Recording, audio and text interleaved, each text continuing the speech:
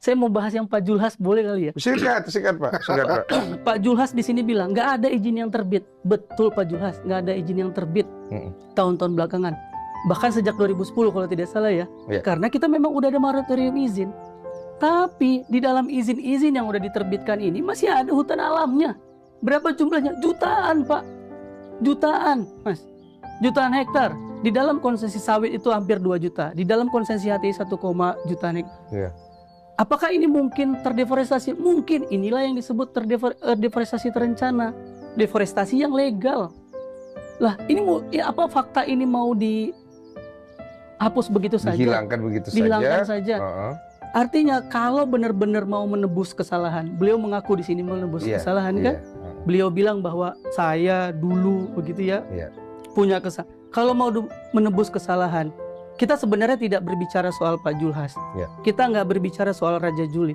Kita berbicara soal Menteri Kehutanan yang membuat kebijakan. Satu lagi Siti Nurbaya. Siti Nurbaya. Lalu ada MSK Ban. Panjang ke belakang. Panjang itu kan. Kita nggak berbicara personal sebenarnya. Kita berbicara tentang keseluruhan. Menteri Kehutanan. Betul. Menteri Kehutanan saat ini punya kemampuan, punya kewenangan untuk mendeklar menghentikan deforestasi. Apa mereka mendeklar hari-hari ini? Enggak. Mereka bisa mendeklar bahwa kita komit untuk beralih dari energi kotor ke energi bersih. Tapi apa mereka sudah lakukan? Enggak.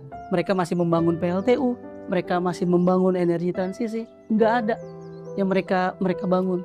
Untuk benar-benar kita tahu bahwa negara yang memiliki kewenangan ini, negara yang udah dilimpahin bencana ini akan bergeser dari industri ekstraktif ke industri yang lebih hijau. Apakah lebih menguntungkan industri hijau? Semua penelitian menyebutkan kalau kita transisi ke energi yang ekonomi yang tidak ekstraktif, maka kita akan lebih baik ke green economy. Bayangkan bagaimana ekonomi mau tumbuh di bumi yang mati.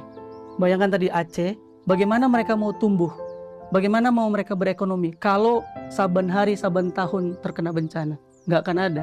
Kita tahu Bali juga hari-hari ini. Ya, di beberapa tempat ini kita udah mulai kebanjiran terus. Bagaimana ekonomi mau tumbuh? Yang dirugikan siapa? Dirugikan adalah bangsa sendiri. Betul. Jadi kalau kita nggak bergeser, nggak akan bisa. Siapa yang memiliki kewenangan ini? Pak Prabowo yang memiliki tongkat komando. Perintahkan nih menteri-menterinya. Tunjuk gitu. Jangan, kan kemarin ada rapat paripurna ya? Beliau bilang ditempa angin, dikritik. Kritik kita, kritik Greenpeace, kritik Mas Dandi dan kawan-kawan semua, ini kan karena kecintaan kita terhadap bangsa ini. Kita mau hidup lebih lama di sini, kita mau lihat keindahan